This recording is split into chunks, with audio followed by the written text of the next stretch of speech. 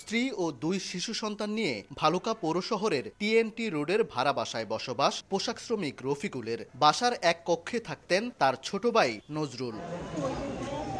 রাতে night duty করে সকালে বাসায় এসে ঘর তালাবদ্ধ দেখতে পান রফিকুল। দীর্ঘক্ষণ ডাকাডাকির পর তালা ভেঙে ভেতরে ঢুকে দেখতে পান স্ত্রী ময়না, 6 বছরের মেয়ে রাইসা ও 2 বছরের ছেলে নীরবের গলা কাটা লাশ। খোঁজ নেই ছোট ভাই নজরুলের।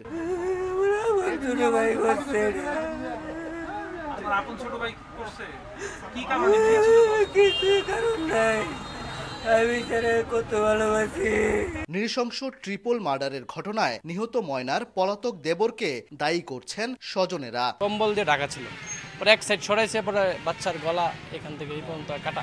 মাসুম বাচ্চারা যে তার বাহা আইসে, তার বাহার লোক বয়া খাওয়াইছে।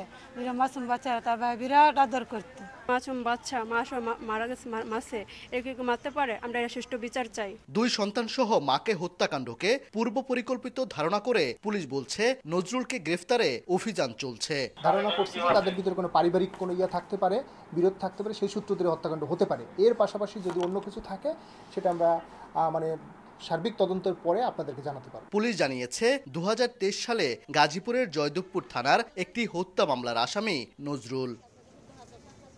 ওবায়দুল হক, সময় সংবাদ, ময়মনসিংহ।